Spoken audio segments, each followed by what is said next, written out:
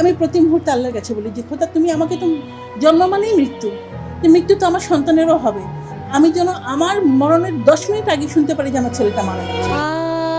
আনন্দ লোকে মঙ্গলালোকে।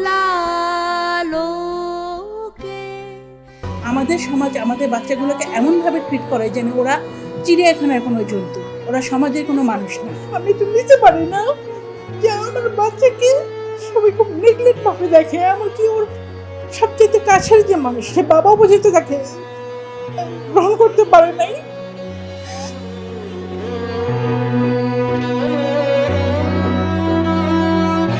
তারা বলেছে এই বাচ্চা নিয়ে থাকলে তাদের সমাজে লোক দেখাইতে পারবে না, মুখ দেখাইতে পারবে না, তাকে ছেড়ে দাও।